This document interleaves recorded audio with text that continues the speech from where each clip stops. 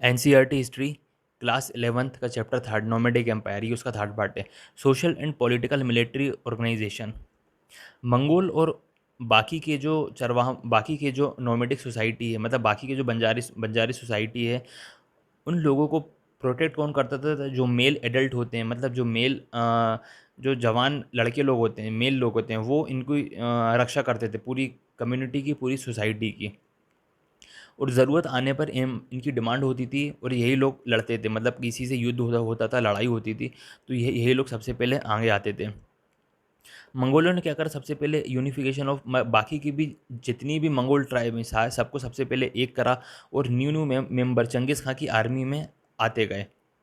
अब इससे क्या हुआ? इनका इनका जो टीम है, इनकी जो पूरी युद्ध सेना है, mass of people, heterogeneous mass of people, मतलब इनकी सेना अब इतनी बड़ी हो गई कि बहुत ज़्यादा, मतलब इसको हराना ऑलमोस्ट नामुमकिन था, इतनी बड़ी सेना हो गई। और टर्की के जो उइगर मुस्लिम थे, इन्होंने भी चंगेज़ खां की अधीनता को स्वीकार कर लिया। और बाकी के जो चंगेज़ खान ने, बाकी के जो मंगोलों ने बाकी के राजाओं को हराया था, हारे हुए लोग भी अब इनकी टीम में शामिल हो गए थे।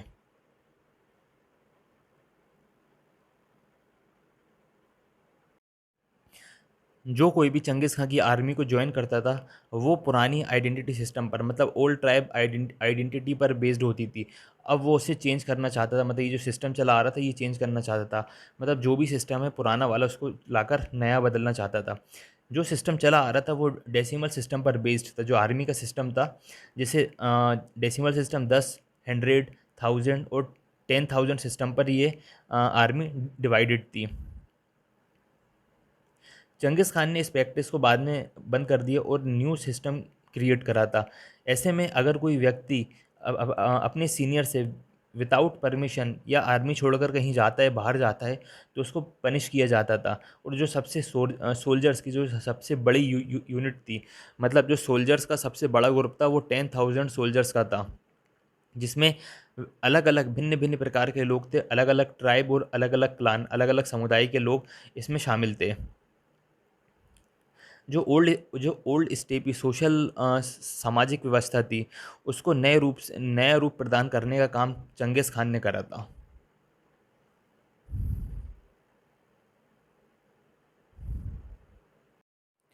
जो न्यू मिलिट्री सिस्टम है वो 4 सन के अंडर में था, 4 लड़कों के अंडर में, जिसे नोयान नाम से जाना जाता था। और इस ग्रुप में वो ऐसे-ऐसे भी लोग थे जिन्होंने चंगेज़ खां के अंडर में कई सालों तक काम किया, और वो चंगेज़ खां के बहुत लॉयल थे, मतलब बहुत भरोसेमंद व्यक्ति थे। और चंगेज़ खान ने कुछ ऐसे बंदों को अंडा कहा, मतलब अंडा मतलब होता है ब्लड ब्रदर, मतलब तू तो यार मेरा भाई है, उस टाइप में। तो चंगेज़ खान ने बहुत से ऐसे जो उसके साथ के लोग थे, उसे अपना भाई माना था। और उसके अलावा जो थे, उसके नीचे जो लोग थे, उन और वो नौकर थे चंगेज़ खां के। नौकर और राजा का ये जो रिलेशनशिप है, वो बहुत ही क्लोज़ रिलेशनशिप माना जाता है। और जो नया सिस्टम है, नया रैंकिंग सिस्टम है, मतलब इसने क्या करा, उनके राइट्स को मतलब प्रिज़र्व नहीं कर पाए थे। जो न्यू एरिस्टोक्रेसी सिस्टम था, और मतलब जो ग्रेट खान है, वो उसको नो जो उसके क्लोज रिलेशनशिप के द्वारा ही मंगोल, मतलब चंगेज़ खां को मिला था, ग्रेट खान।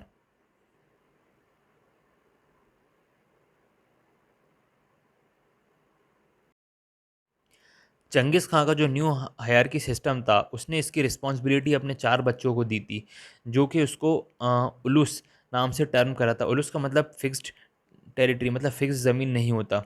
चंगेज़ खान अभी अपनी लाइफ के उस दौर में था जहाँ पर वो लगातार कंटिन्यू जीत रहा था, मतलब जहाँ पर भी जाता था युद्ध के लिए, वहाँ से वो जीत कर ही आता था। चंगेज़ खान का ओल्डेस्ट सबसे बड़ा लड़का था जोंची, मतलब उसने रशिया स्टेप, मतलब रशिया का जो मिस घास का मैदान है, उसको टेरिटरी वो दी थी सौंपने की, मतलब वो सौंप दी थी, वो उसको संभालता था। लेकिन उसका जो एरिया है फिक्स नहीं था कि कहाँ तक इसकी एक्चुअल सीमा गई है। और चंगेज़ खान का दूसरा बेटा था चगताई। चगताई को टेक्सोमनिया के घास के मैदान, और जो नॉर्थ का पामीर पामीर माउंटेन है, वो हिस्सा चंगेज़ खान ने अपने दूसरे बेटे को दिया था, जो कि उसके भाई से लगा हुआ ही था, मतलब उसके भाई के जो बॉन्ड, मतलब भाई का जो एरिया था, उसके भाई के एरिया से, मोहल्ले से लगा हुआ ही था, जहाँ तक उसके भाई की सीमा है। और इसके साथ ही उसने वेस्ट तक और भी अपनी सीमा को बढ़ा लिया था।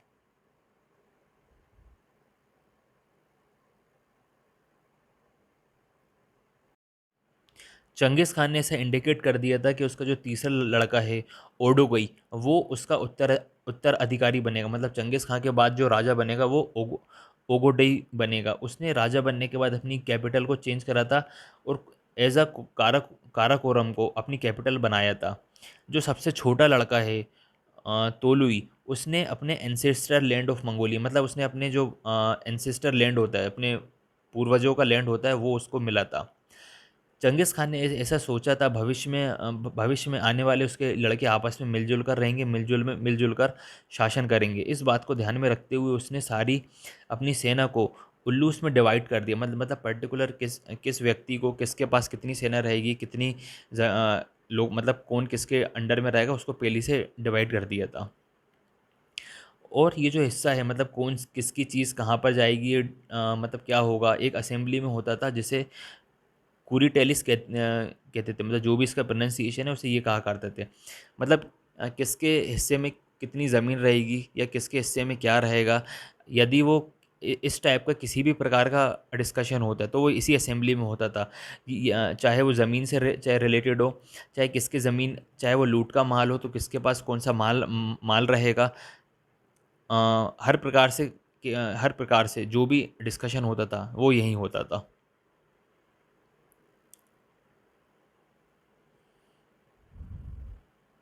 ये चंगेज़ खां की एक फैमिली का चार्ट दिया हुआ है कि उसकी फैमिली में कौन कौन थे।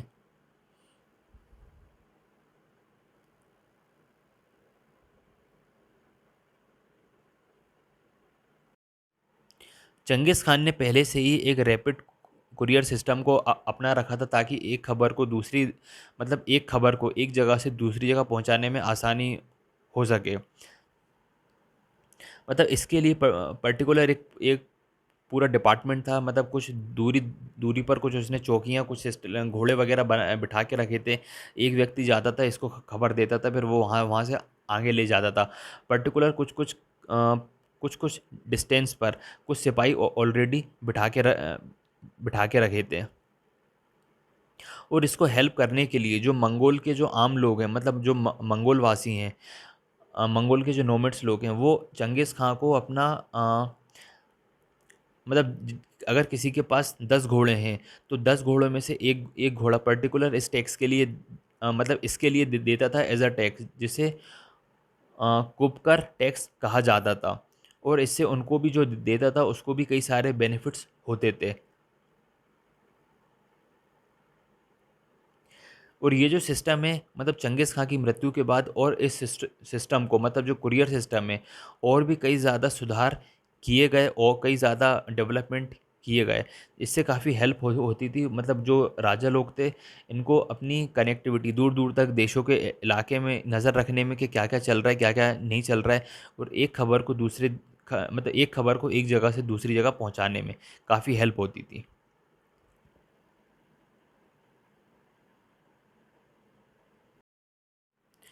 आम लोग जो हैं नए राजा के प्रति बहुत कम प्रेम भाव जता पा रहे थे। मतलब उन्हें नए राजा से ज़्यादा लगाव नहीं था। 13th सेंचुरी के फर्स्ट हाफ में जो युद्ध हुए थे, लड़ाई झगड़े हुए थे, उसमें काफ़ी डिस्ट्रक्शन हुआ था, काफ़ी लॉसेस हुए थे। एग्रीकल्चर ज़मीन को काफ़ी नुकसान हुआ था, ट्रेड को काफ़ी नुकसान हुआ था। जो हैंडीक्राफ्ट प्रोडक्शन है, हस्तशिल्पी हैं, उसमें काफ़ी नुकसान हुआ था। हज़ारों लोग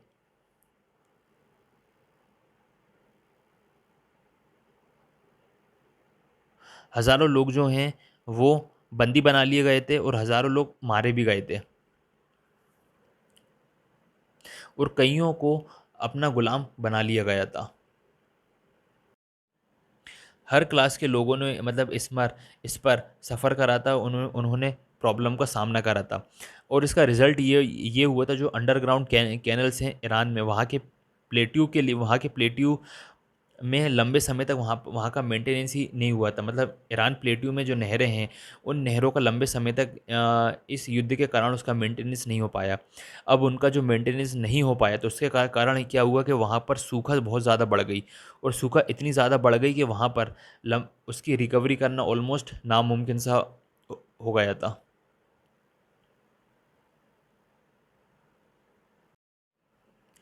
जब लड़ाई झगड़े थोड़े से कम हुए, मतलब युद्ध वगैरह होने कम हुए, तो यूरोप और चाइना के टेरिटरियल रिलेशनशिप हैं वो थोड़े स्ट्रांग होने स्टार्ट हो गए थे। मंगोल के टाइम पर जो अब मंगोल के टाइम पर जो व्यापार है, अब वो शांतिपूर्वक होने लगा था, और सिल्क रूट अपने पीक पर था। जब मंगोल शासन कर रहे थे, जो सिल्क रूट होता है, तब मतलब उस सिल्क रूट के थ्रू बिजनेस बहुत ज़्यादा होता था, और अब जो है बिजनेस इंटरनेशनली भी करता था। चाइना, अब लिमिट चाइना तक नहीं थी, चाइना को क्रॉस करके भी बाहर तक थी इसकी लिमिट्स बिजनेस की।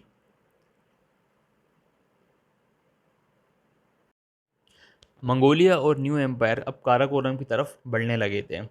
कम्युनिकेशन वहाँ का सिस्टम ऐसा था, कम्युनिकेशन और इजी ट्रेवल बहुत इंपॉर्टेंट था मंगोलों के टाइम पर, क्योंकि वो लोग टैक्स वगैरह वसूल करते थे, जिसको वहाँ पर बास टैक्स के नाम से जाना जाना जाता था। इसका बेसिकली मतलब ये होता है कि अब आप भैया मंगोल के अंडर में हो, चंगेज़ खां के, मंगोल खान के, कि बेसिकली आप उनके अंडर में आ गए, इस बात को आप एक्सेप्ट करते हो।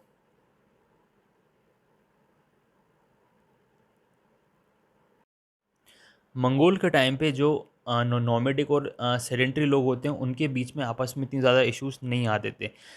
1230 में जब मंगोल ने चिन डायनेस्टी, जो कि नॉर्थ चाइना में डायनेस्टी थी, उसको जब हराया, तो मंगोल लीडर ने कहा कि वहाँ के सारे किसानों को मार दिया जाए, और वहाँ की उनकी जो खेती की ज़मीन है उसको पेस्टोरल लैंड में बदल दिया जाए। मतलब जो चरवाहा जो ज़मीनें होती हैं, जहाँ पर गाय बकरी भैंस चरती हैं, उनको उसमें कन्वर्ट कर दिया जाए। और 1270 में जब साउथ चाइना में संग डायनेस्टी को हराया, तो वहाँ के जो चंगेज़ खान का ग्रैंडसन था, कुलीबी खान, वो एज अ प्रोटेक्टर बन के उभरा। मतलब जो किसानों का प्रोटेक्टर होता है, किसानों का संरक्षण होता है, उसके मतलब वो उसके रूप में उभरा था। और 1290 में जो एक गज़न खान था, उसने वो चंगेज़ खां का जो पुत्र था, सबसे छोटा वाला तोलुई, उसका उसका बच्चा था, मतलब उसका वंशज था।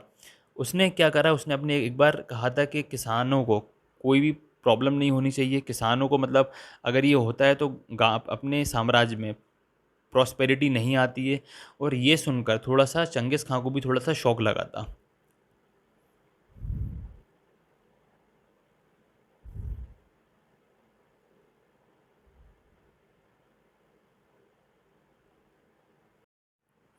चंगेज़ खान ने अपने शासनकाल में सिविल एडमिनिस्ट्रेशन को रिक्रूट करना स्टार्ट कर दिया था। जहाँ जहाँ पर जो जो देश या जो जो समाज वो जीतता था, वहाँ पर सिविल एडमिनिस्ट्रेशन का रिक्रूट करने लगता था।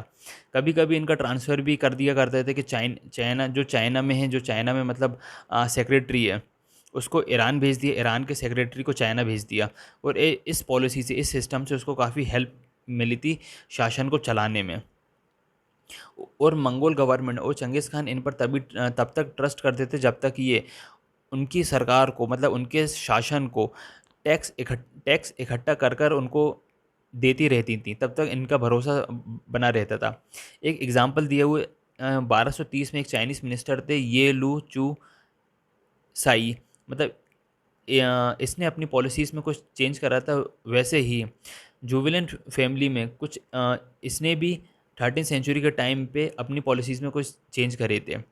वज़ीर रशीदुद्दीन ने, जिसने गज़न खान की स्पीच को तैयार किया था, जिसमें ये लिखा गया था कि अब हम किसानों को सताने की बजाय अब हम उनकी रक्षा करेंगे।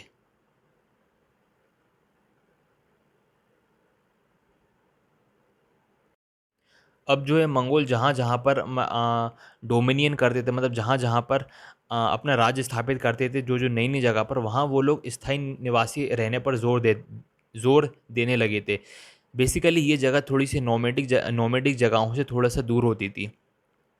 और मिड मिड 13 सेंचुरी में बेसिकली जो चंगेज़ खां के पूरी जो फैमिली है, अब उनमें क्या हुआ, पार्टीशन होने लगा था। मतलब बेसिकली किसको क्या क्या हिस्सा मिलेगा, किसको कौन सी ज़मीन मिलेगी, जिसे उलूस के नाम से जाना जाता है, कि किसको कौन सी ज़मीन मिलेगी।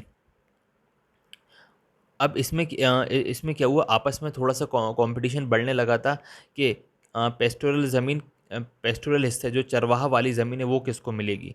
जो तोलू के डिसेंडेंट हैं उनको चाइना और ईरान का हिस्सा मिला था। वहाँ उसने याउन और इल खनिड डायनेस्टी की शुरुआत की थी। और जो जोंची के डिसेंडेंट हैं उन्होंने गोल्डन होर्डे को इस स्थापना की थी, जो कि उसे रशिया का स्टेपी एरिया, मतलब जो रशिया के घास के मैदान है, वो उसको हिस्सा मिला था। चदगई को ट्रैक्सोनिया का हिस्सा मिला था, जिसे आज तुर्किस्तान के नाम से जाना जाता है। लेकिन एक बात नोटिसेबल है, जो लंबे समय तक सबसे ज़्यादा लंबे समय तक नोमेड नोमेड की तरह जीवन यापन करा, वो थी जगह सेंट्रल एशिया, जो कि चदगई के डिसेंडेंट के पास थी, और जो रशिया का जो हिस्सा है, इन इन जगहों पर मतलब सबसे ज़्यादा लंबे समय तक नोमेडिक ट्रेडिशन रहा था।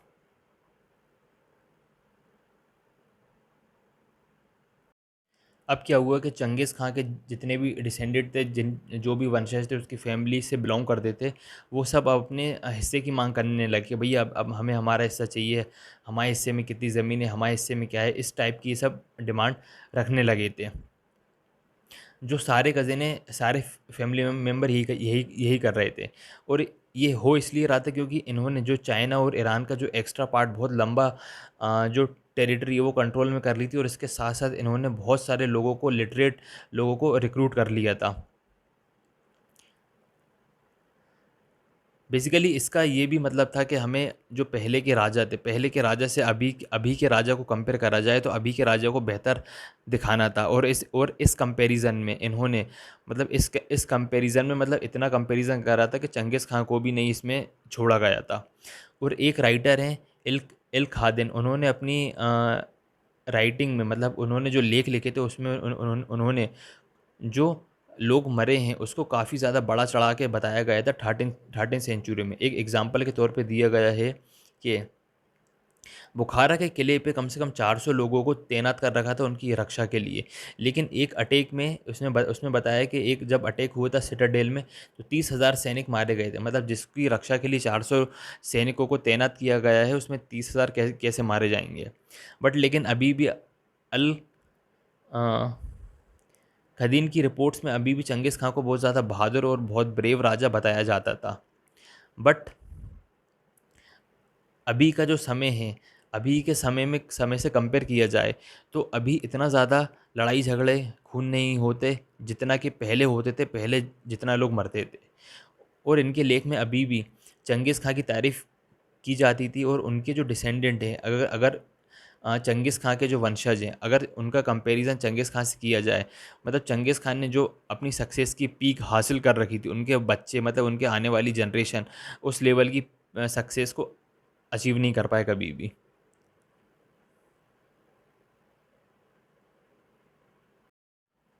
एक व्यक्ति हैं डेविड आयलोन, जिन्होंने रिसर्च करी कि चंगेज़ खां की सरकार कैसी थी, जिसके मतलब यासा नाम का एक बुक मिली है, जिसमें लिखा गया है कि चंगेज़ खान की सरकार बेसिकली किस टाइप से चलती थी, उसका क्या क्या सिस्टम था। पहले के ज़माने में इसको यासक कहा जाता था, जिसका मतलब होता था कानून या ऑर्डर देना। मतलब बेसिकली इसका मतलब था कि उस टाइम पर उसका एडमिनिस्ट्रेटिव सिस्टम किस टाइप में था, कैसे काम करती थी वहाँ का, उनका हंटिंग सिस्टम कैसा था, आर्मी का पोस्टल सिस्टम कैसा था, इस टाइप में। और इसकी टाइम की जो शुरुआत है 13th सेंचुरी में हुई थी, जिसे यासा नाम से जाना जाता था। इसका बेसिकली मतलब होता था legal code of Changez Khan.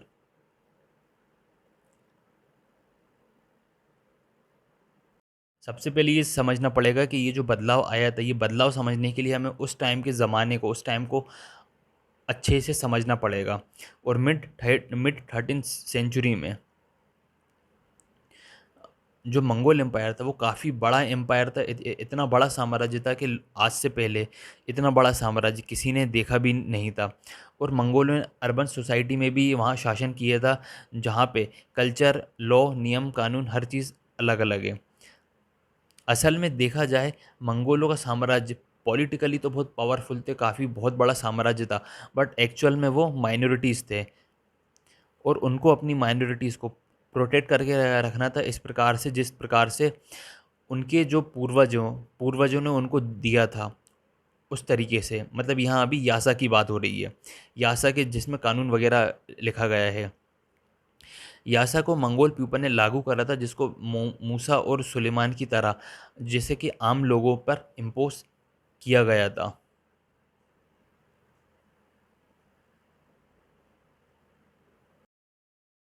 यासा का जो सिस्टम है मंगोल पीपल के लिए समझना काफ़ी आसान हो गया था, और उसी के साथ साथ चंगेज़ खान और उनके जो वंशज हैं उनको भी समझना इसका काफ़ी आसान हो गया था। और जिन जिन देशों, मतलब जिन जिन देशों पर, जिस जिस समाज पर कब्ज़ा कर लिया था, और उनको भी ये लॉ अपनाने के लिए कहा जाता था, ये वाला नियम। हालाँकि बात की जाए कि ये जो नियम है काफ़ी एक्सट्रीमली पावरफुल आइडियोलॉजी है, बट इसका हो सकता है कि चंगेज़ खान ने इसके बारे में पहले सोचा नहीं होगा, लेकिन उसका इम्पैक्ट ये पड़ा कि पूरा जो मंगोल यूनिवर्स है, इस यासा का पूरे मंगोल यूनिवर्स पर पड़ा था।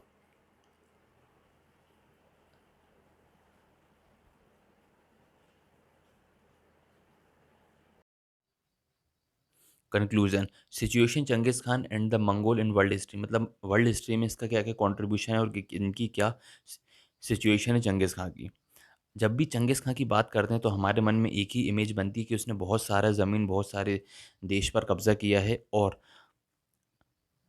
शहरों के शहर डिस्ट्रॉय कर दिए हैं, और यही रिस्पॉन्सिबल है हज़ारों लोगों की डेथ का, मतलब इसने हज़ारों लोगों की जान ली है। 13वीं सेंचुरी की बात करें कि चाइना, ईरान और ईस्टर्न यूरोप में इसको मतलब गलत मतलब बहुत ही ज़्यादा इस नज़र से देखा जाता था कि ये जहाँ भी जाता है डिज़ास्टर कर देता है, वो शहर को ख़त्म कर देता है। लेकिन इसके बावजूद भी मंगोल के लिए चंगेज़ खान एक ग्रेट लीडर था। उसने लोगों को, जितने भी मंगोल की प्रजाति है, मंगोल की जो जात है, उन ट्राइब्स को एक करा था, और जो एक्सप्लॉइटेशन करते थे चाइनीज़, उससे इसने फ्री करवाया था।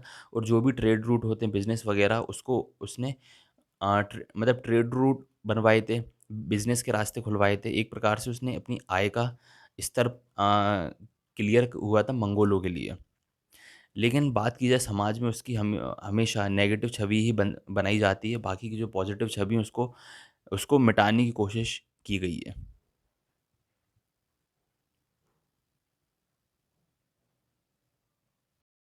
जहाँ-जहाँ मंगोलों ने शासन करा था, अगर उस बात को थोड़ी देर के लिए साइड में रख दें, तो अगर हम ये भी देखें कि 13वीं सेंचुरी में मंगोलों को, मतलब चंगेज़ खान ने सबको सबसे पहले एक करा था, और सबको सबसे पहले फिर उसने युद्ध किया था। मतलब ऐसा नहीं कि मंगोलिया में सब एक ही जाति के, एक ही समाज के लोग रहते थे। उस टाइम पर भी बहुत सारी वैरायटी थी, और उसने सबको, मतलब भिन्न-भिन्न प्रकार की थी। जैसे शमन हो गया, बुद्धिस्ट हो गए, क्रिश्चियन हो गए, इवेंचुअली इस्लाम भी हो गए। उसने किसी भी पर्टिकुलर किसी व्यक्ति को फ़ोर्स नहीं करा था कि तुम भैया हमारे धर्म में या हमारे रिलीजन को एक्सेप्ट करो। मंगोल के एडमिनिस्ट्रेशन में और आर्मी में विभिन्न-विभिन्न प्रकार के लोग रहते थे, और हर प्रकार के, हर रिलीजियस के लोग रिक्रूट होते थे। जिसमें से बहुत सारे एथिक्स थी, और कई सारी भाषाएँ थीं, और कई सारे रिलीजियस थे। लेकिन इसके इतना होने के बावजूद भी उसको ये, मतलब अपने संविधान को लेकर कभी भी डर महसूस नहीं हुआ था। और ये उस टाइम पर बहुत, मतलब थोड़ा कॉमन बात नहीं थी, उस टाइम पे ये काफ़ी बड़ी बात थी, और आज भी हिस्टोरियन ये हिस्ट्री में लगे हुए हैं कि मंगोल के बाद वाला शासन को किस तरह से आइडियोलॉजिकल रूप में पेश किया जा सकता है।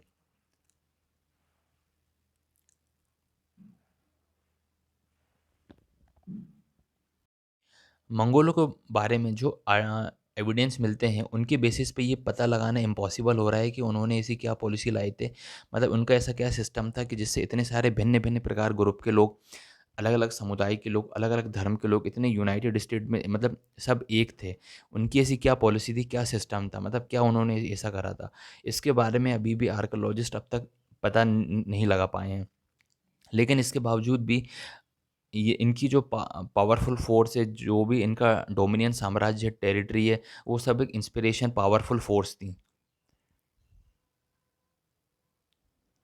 और बात की जाए कि एक और राजा है जो कि 14 सेंचुरी में तैमूर, जो कि यूनिवर्सल मतलब पूरी दुनिया का मतलब पूरी दुनिया को अपने कब्ज़े में करना चाहता था, पूरी दुनिया को अपने कंट्रोल में करना चाहता था, बट उसने कभी भी अपने आप को राजा डिक्लेयर नहीं करा, क्योंकि इसलिए ताकि वो चंगेज़ खां का वंशज नहीं था। लेकिन बाद में उसने ये डिक्लेयर कर दिया, जब जब उसने ये डिक्लेयर करा राजा होने का, तो उसने अपने आप को as a sun in law बताया चंगेज़ खां का।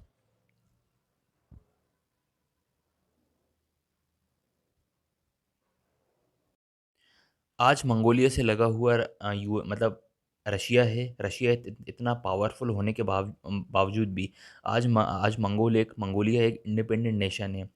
चंगेज़ खां की बात की जाए, चंगेज़ खां को आज भी वहाँ नेशनल हीरो के रूप में देखा जाता है, और ये बताते हुए उनको वहाँ पर काफ़ी प्राइड प्राइड महसूस होता है।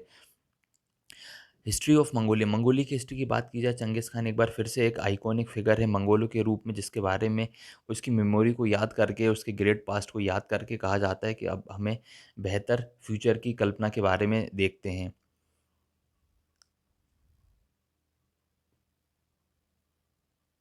अभी चैप्टर कंप्लीट होता है।